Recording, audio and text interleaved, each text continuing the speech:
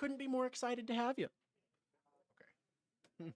Turns out audio is important, folks, when we're doing this. So anyway, let's run through that again. Thank you so much, folks, for being here, for watching on Twitch. If you're here watching on Twitch, thank you, and get us a subscribe. You know, don't miss out on the kinds of things that we do. We're constantly streaming here at Impact, and we'd love to have you. If you're an Amazon Prime member, shoot us some of those Bezos bucks. We'll always appreciate it.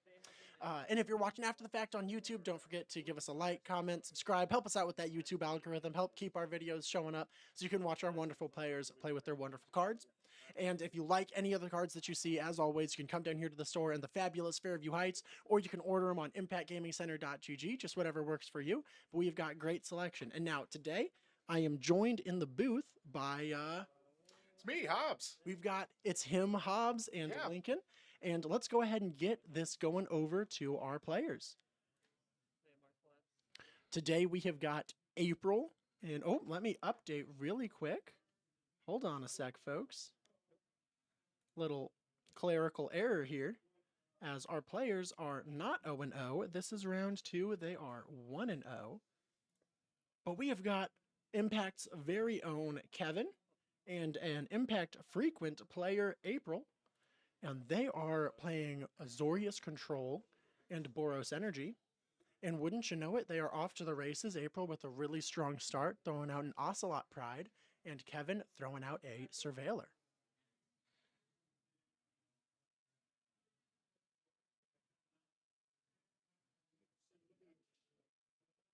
Lots of thinking here for April. Let's see what... There we go. We're going in with the kitty. Aggressive play. Yeah. Kevin's whole game plan here is to slow April down and then eventually take over with his superior cards.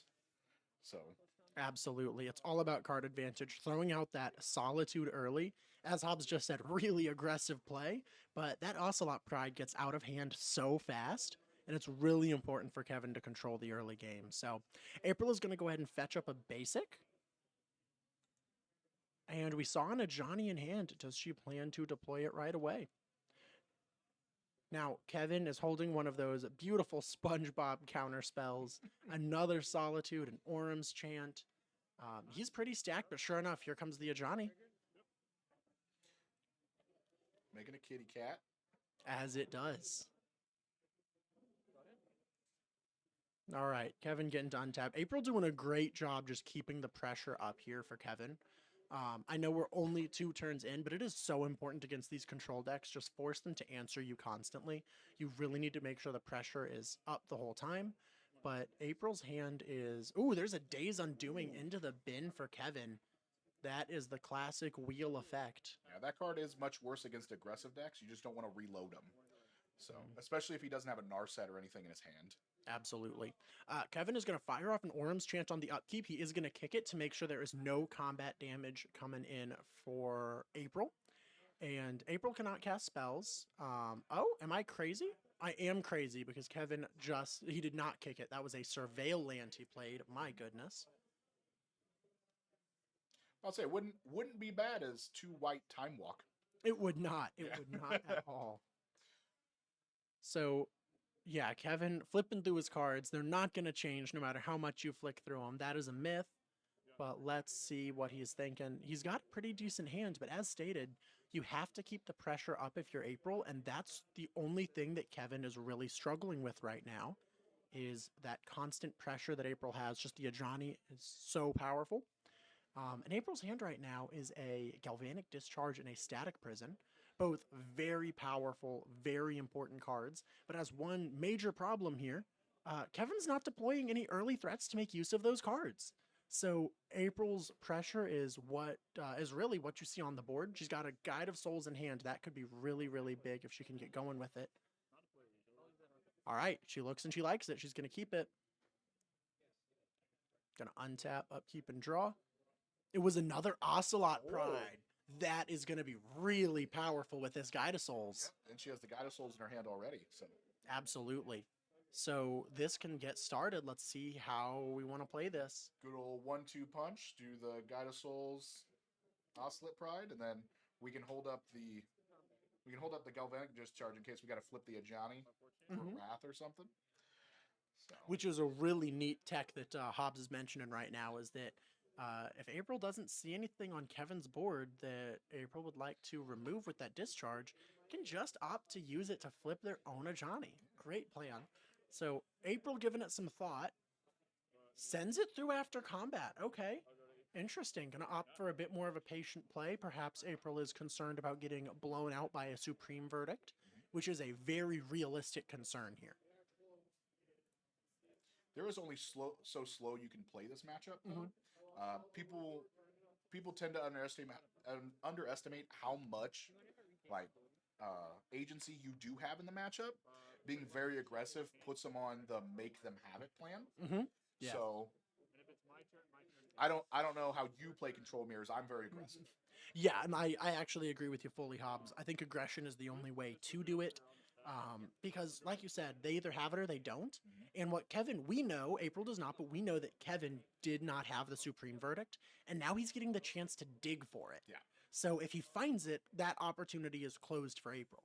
Now, the bonus that April has here is even if she does get hit by a supreme verdict, she can now deploy the Ocelot Pride and Guide and force Kevin to have yet another answer. So there is still some merit to it, but I have to agree with you, Hobbs. I am always in on the I either blow out or I get blown out, you know? That's one or the other.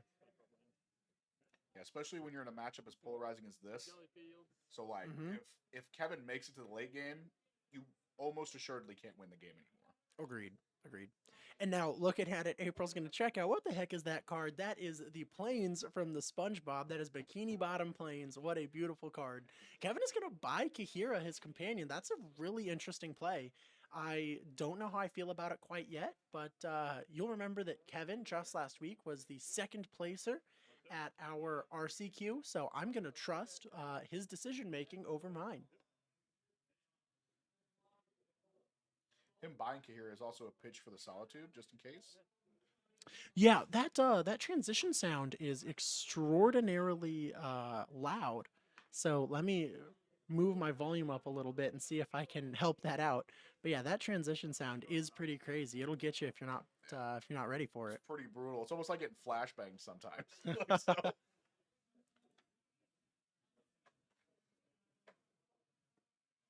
All right, so Kevin's gonna deploy it to Fairy here.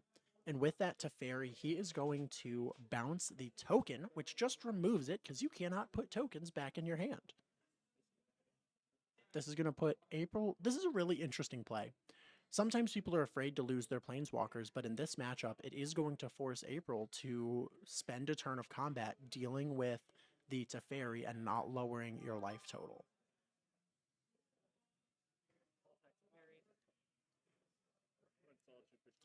Yep, that's why he bought the Kahira, so he could pitch it to Solitude. Yep, really, really great play.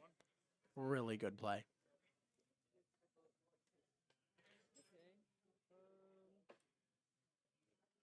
Gotta mute my phone. There we go. All right. So this matchup is really getting scary for April. Kevin is looking like he's stabilized. April does get to follow up with the Guide of Souls Ocelot Pride play we talked about, but because Kevin has been able to stabilize, he's going to fetch, and I think he's going to deploy one of those SpongeBob counterspells we've been seeing him hold on to. There it is, yep.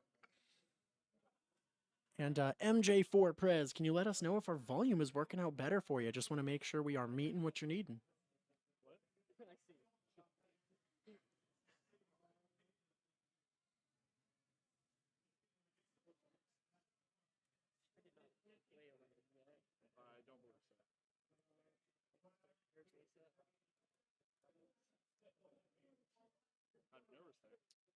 Man, I always give Alex trouble in the booth for not keeping up with life totals. Holy cow, I'm really eating my words now.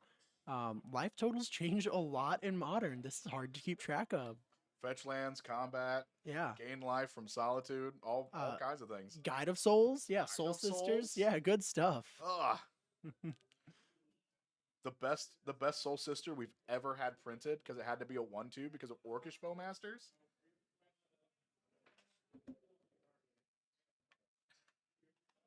Which I really have mixed feelings on.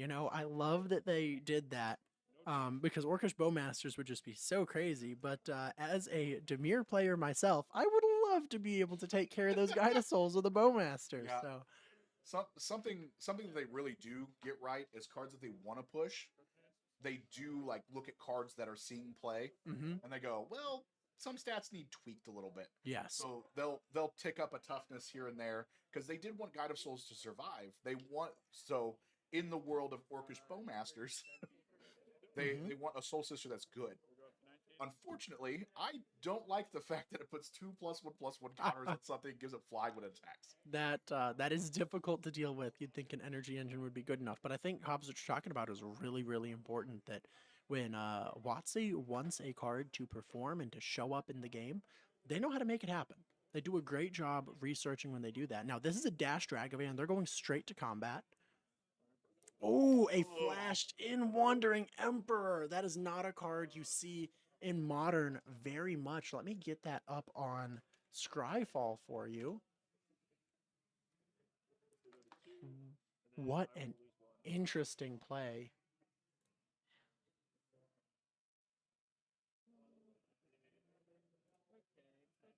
Yeah, so really powerful card. It is a Planeswalker with Flash on it. How cool is that? And as long as the Wandering Emperor enters that turn, you can use her abilities as an instant. That is a flash effect that then gives the ability to flash activate your abilities there. And Kevin chooses the exile target tapped creature. You gain 2 life. And looking at Kevin's life total, he is currently at 6. So he got rid of a creature, gained some life, and got hit by something when I looked away for just half a second. So he's down to 6. April going to go ahead and Galvanic Discharge to deal with that Teferi. But as we were talking about, this is getting really, really sketchy for April. He's going to pend the Guide of Souls. Kevin's, while his life total is really low, he's got 2 cards in hand, an Emperor on the table. April's really going to need a few good top decks. Another Static Prison and Galvanic Discharge. Let's see how April decides to deploy these. Good news is that does clean up the board because she could Static Prison the token and then discharge the Wandering Emperor. Mhm. But like Kevin has a lot of cards in his hand still. Agreed. Yeah. And if I'm April, I'm not even discharging that token, that samurai. I'm waiting to find a Flage or something at 19 health. I'll take 2 damage all day. I think a Flage is really what April's looking for here. Knowing that Kevin is holding a counter spell makes it difficult. We're gonna discharge, take care of the Emperor. All right, and April sends it through. There we go. April's gonna opt to follow Lincoln's plan instead of Hobbs. What a good day for those of us in the booth. Yeah. I mean, she is at 17 now. I think that's a Yeah. reasonable play. It's defensible. It's defensible. Another discharge off the top. A smile cracked from April. Just thinking, what are the odds? And this is just really tough as Kevin is finding more and more impactful cards. A Lorien revealed is really interesting. Really great that April dealt with that Teferi, because Teferi could give those cards flash, Yeah. and he could flash draw 3. Turns out 5 mana Ancestral Recall still good. All right, we're gonna clean up the token now that we found an extra discharge. We're gonna dash out the Ragavan. Let's see what kind of response this draws from Kevin.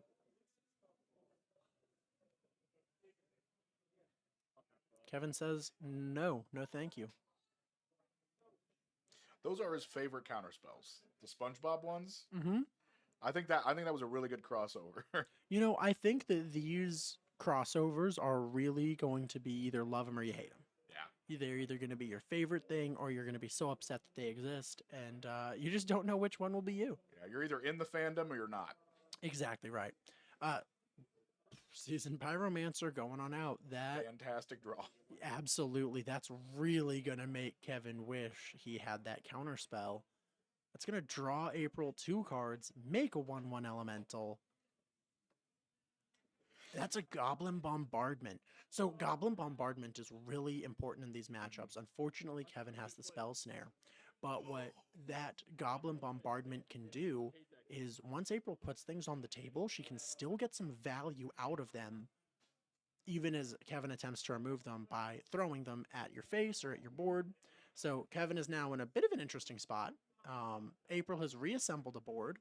He's looking at another spell snare, I believe, a Penned and a Lorien revealed. So he's going to opt to try and deal with that Pyromancer. Go ahead and get it exiled so she can't use the activated ability. Sends it back. Oh, there's a Flage off the top for April. April is finding the top decks. All right.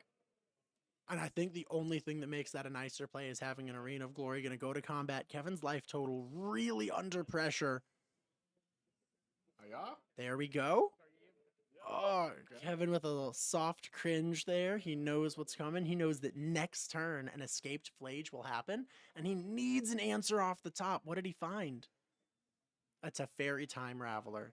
So he can deploy the Teferi, bounce the token draw, and have another shot at finding an answer. Let's see if he can do it. That at least gives him a redraw at it. Yes. Boom. Bounce the token. He looks for the draw. It has to be some kind of counter magic. And it's not. It's a land. Oh. I think April found it. It's very possible she just misses the line. I don't think it's that possible, but Let's see what happens. Oh, the voice of victory. What a great play from April to throw that first to eat up any counter spells. Luckily for Kevin, he had the spell snare, which means he could still have a counter spell. So April isn't totally in the clear. Those of us in the booth, we're packing it up for Kevin. But really, really well played from April there. Call a judge. My opponent has it all. Yep. What a way to pull out this game. April's going to escape the Flage. Kevin says, yeah, you got it, and he scoops it up. Wow. All right, going into game 2. I wish we had deck lists. Unfortunately, we can't get deck lists here for FNM. Yep, it is FNM. We don't have deck lists. If you ask for them, we'll be upset at you in the comments. Don't do it. But wow, what a game. I think that April just did a remarkable job. Those matchups, like we were saying earlier, Kevin needs to stabilize. And through, honestly, I was going to say April found exactly what she needed, but let's be honest, a few static prisons, a few discharges, those were not perfect draws. April had to play that really, really well to get what they needed to keep pressure going. And wow, what a really great game we just got to see. You know, Kevin is looking at his face, he is struggling with that one, but he will go to game 2 like a champ, as he always does. So what are you thinking, Hobbs? What are you thinking? What needed to change there? Kevin needed to find just a way to close out the game. He needed a solitude. Yes. 100%. Like if he wouldn't have pitch cast one of those solitudes, I think he would have been able to close that game out. Absolutely. And that becomes one of those really difficult decisions you have to make in these control decks that maybe he thought he had some ways to close the game out. You know, Wandering Emperor, make some 2/2s, keep him going. But April deployed her hand really patiently to make sure that Kevin could not get the value he really wanted out of those cards. Yeah. I'm definitely not a sideboard wizard or anything, but I don't know what they're bringing in. I can't even begin to think of what. So Kevin will probably bring in some graveyard hate. What do you think about that? Yeah, so I've played these kinds of matchups a lot, control into energy, and graveyard hate feels really, really bad. Yeah. Because Flage is the only thing you're afraid of, but at the same time, Flage will win them the game by itself. And sometimes you're just wishing you brought in that extirpate. But it's a really difficult decision. So if I'm Kevin, I am going to bring in the graveyard hate, and I'm going to do that because I'm looking to play a long game. So April's going to fill up the graveyard, get a lot of chances to find Flage, and get a lot of chances to escape the Flage. And the more times that she escapes Flage and Kevin has to keep counterspelling it, the more card advantage that's giving to April, as she's not spending cards to escape this Flage out. It is a tough one for sure. Few things feel worse than top decking an extirpate when your opponent already has the board going and you need anything else. So Right. Yeah. It's tough. How about you, Hobbs? What are you considering in this game? What are you bringing in? I'm not sure what's in Kevin's sideboard, to be honest. I think they're. I could be wrong, but I think he's running a Jace the Mind Sculptor. I know I've been seeing that a lot in these lists. Okay. And I think the Mind Sculptor is one of the cards that I would opt to bring in. Yeah. And it can feel really awkward, for sure. It always can feel awkward in these matchups because you don't want to see a Jace the Mind Sculptor before you've stabilized. But if you have already managed to stabilize, that could be really great. But we are going to transition to the battlefield as players are shuffled up. Kevin has mold to 6, I believe. He's deciding what goes on the bottom. Yeah. He is on a mulligan, unfortunately. Oh man, and he is not liking what he sees on 6. I'm seeing a Meticulous Archive as the only land, and I think that's a Lorien revealed. Okay, he's going to opt to keep a second land and not go for the Lorien. Man, Kevin's thinking hard about this. That's tough. But let's take a peek at April's hand. I'm seeing a Voice of Victory, a potent card in this matchup. Yep. Turning off your opponent's control magic is really, really good. So even if all it does is force a counter spell out of Kevin, that's a good use of a card. April has been missing from our series for a couple of weeks, so I didn't know if she had the new cards or not, but she definitely has the Voice of Victory. Absolutely. It's definitely an upgrade for the deck. And there's been a lot of debate about whether it's the right choice. Some people are still saying it's bad. I think they're nuts. I think it looks really, really good, but that remains to be seen. So here it is, a Voice of Victory. This really forces Kevin to either counter it now, or he's going to have to remove it on his turn. But those are the options he has. No shenanigans. We're seeing an Ocelot Pride and a Flage in April's hand. So that is 2 Fable of the Mirror Breakers. April's got a really aggressive hand. This is going to be a really tough game for Kevin to try and stay in control of. Yeah, with the banning of Raptor and the One Ring, these decks have kind of gone just bigger, which is weird to say because like Fable of the Mirror Breaker is bigger, right? Yeah. But I think you're absolutely right. I think Amtraptor really helped them. I don't know if curve out is the right word, but Amtraptor really, really helped these decks just fill the board up as fast as possible. Yep. Kevin's going to opt to go ahead and throw out a Voice of Victory throw out a Teferi Time Raveler, bounce the voice. And notably, Teferi is going to have a similar line of text on it where your opponent can only cast spells at sorcery speed. So it looks like neither April nor Kevin are interested in playing control here. They would rather go play Lorcana, where there is no such thing as instant speed interaction. So this Arena of Glory looks like a land right now, but I promise you folks that is going to be really, really relevant later as we're looking at a Flage. The opportunity to escape a Flage with haste is so powerful. Also, you can just cast the front side with Flage. With Arena Glory. It dies still, but it gets haste. Yes, it does. It does. It can be fast and dead at the same time. Yeah. So April really thinking about how to do this. And I think the play that April is thinking about is how do I play around a pitch cast Solitude? She's going to give haste to the Voice of Victory, I believe, force a counter spell here, and then use the second red to give haste to Ragavan. What a heads up play from April. That was a clean tech. Wow. And the best part is she just gets to send the Voice of Victory at Teferi, and then Ragavan still gets to hit. Yes. Yeah, still gets to hit Kevin. Now, Voice of Victory, let me go ahead and get that pulled up on Scryfall for you folks in case you're not familiar with it. It's a little bit of a newer card, so. It is, but it also has a line of text on it, a new keyword ability called Mobilize. And Mobilize can be really interesting. I'm just trying to double check for myself right now, actually. So it just says that the warriors are tapped and attacking on Mobilize. It doesn't specify that they're attacking the same target necessarily, which means, like you said, you can send the voice over at Teferi, and those 1/1 tokens still get to go to face there. So really great play. I gotta say, I didn't see that line either. That was a really seasoned play from April. All right, Wrath on 2. Clean up the board. Clean up the board. Pick them up, Kevin says. Get them out of here. Get them out of here. Yep, pick them up. But I think once again, we're seeing April get rewarded by her patience here as Wrath of the Skies cleans up the board. And even so, she's got an Ocelot Pride in hand. She's got a Flage in hand, some Fables. Slowed down a little, but the pressure is not coming off for Kevin yet.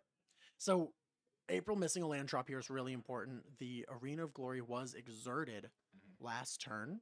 So she's going to be down a mana, only going to be able to deploy that Ocelot Pride. Kevin feeling good. You can see him speeding up. That's Kevin's little tell. That's how you know he's feeling good. He starts accelerating his rate of play, and he is starting to feel pretty good about that. April missed the land drop, and he picked up on it. He's thinking he can capitalize quick, and let's see how that goes. Spyro off the top for April. That could be big. In with the kitty.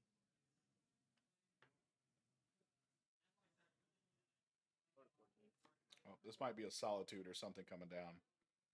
So. Yeah, on a hard cast Solitude would be a great choice. Oh, yeah. It's going to fetch, grab another Bikini Bottom Plains. Gary is on all of those lands. Yes, he is. Yes, he is. Gary the Snail. Yeah, he is he is one of my favorite characters from that show, actually. Have you, Hobbs, picked up any of that secret lair yet? I haven't. No, I'm not usually a secret lair person. So you know what? That's fair. That's fair. I think buying him secondary market after the price has dropped by like a 50th, probably smart. Yeah, probably smart. Right.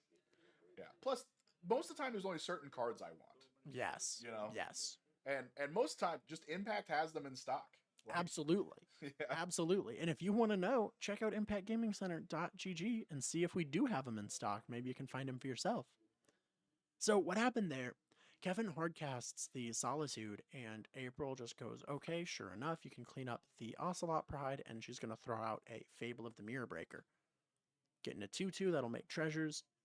But April is still choked on 3 lands, and keep in mind that's not a terrible thing, as she can deploy everything in her hand, but she can't escape the Flage yet, and very importantly, can't play a 3-mana spell, either the Spyro or either of the Fables or the Flage, and a discharge in one turn.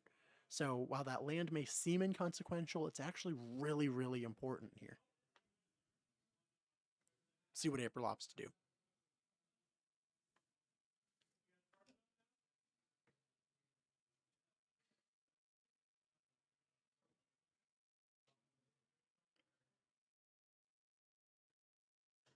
All right, April, what you got? What you got? Doing some math, doing some counting, carry the 1.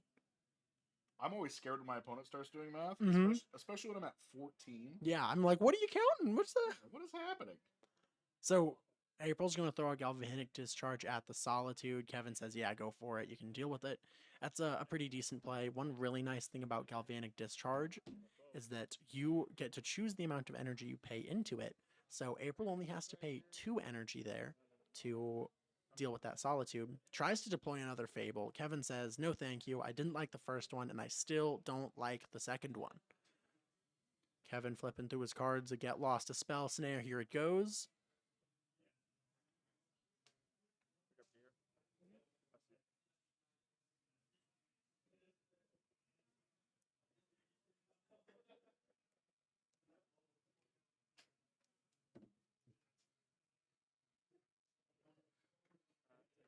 There we go. In with the token. Make a treasure, April. Get that treasure. You earned it.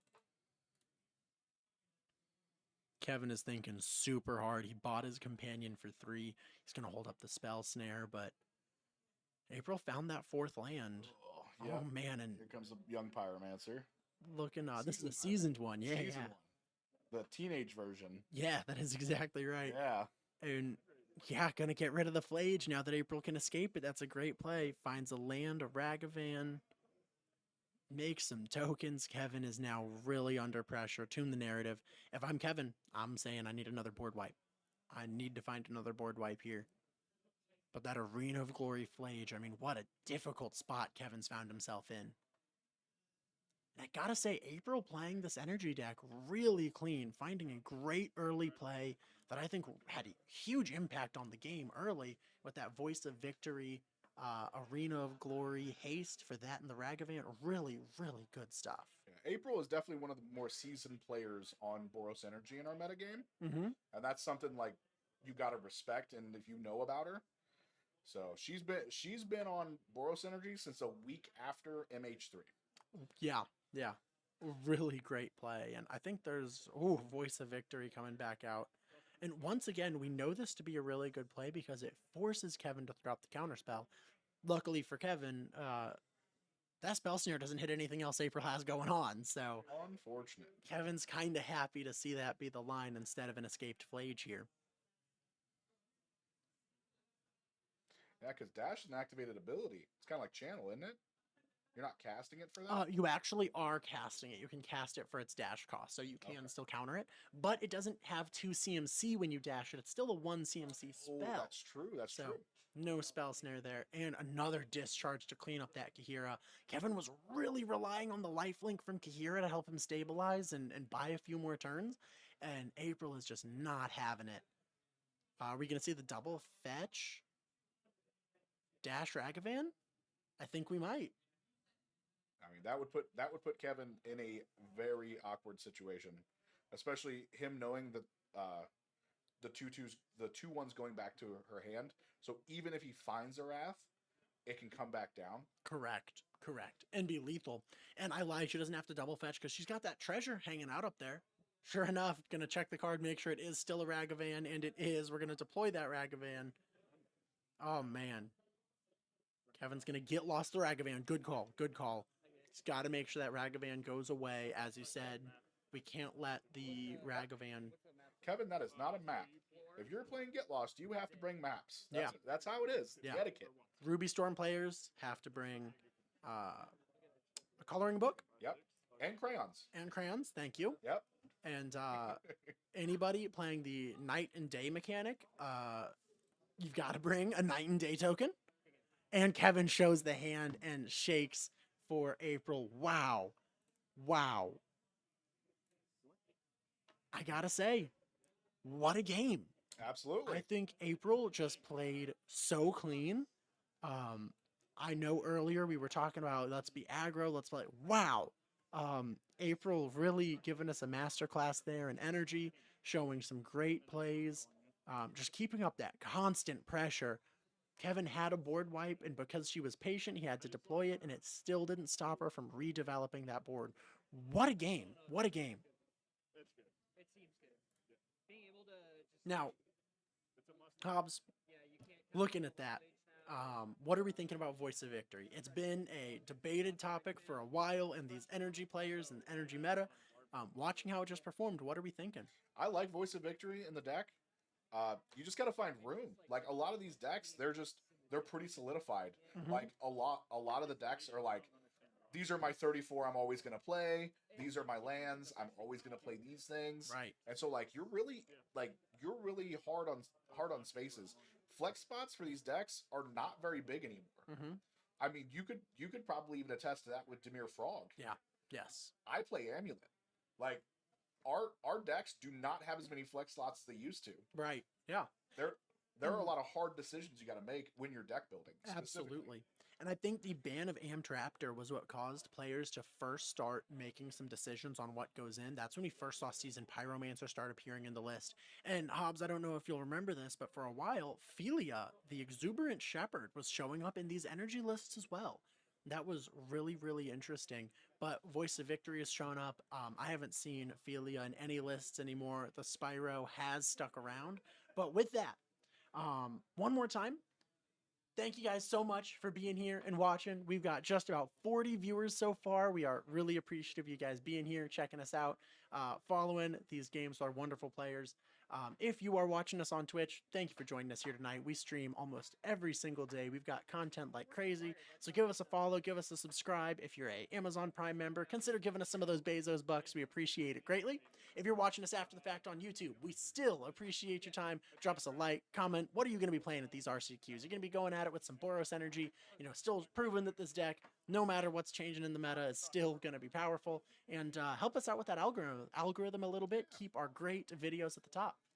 Last but not least, sorry folks, the spiel is real long, but if you like the cards that you saw, if you're thinking, wow, maybe Voice of Victory does belong in my Boros Energy deck, maybe I really love those Bikini Bottom cards I got to see Kevin flexing, pick them up at impactgamingcenter.gg, see what we got, come down to this beautiful store in Fairview Heights, we'd love to have you. With that, thank you folks, this is Lincoln. This is Hobbs. And we will catch you for round 3. Thank you. Absolutely, we'll see you next time.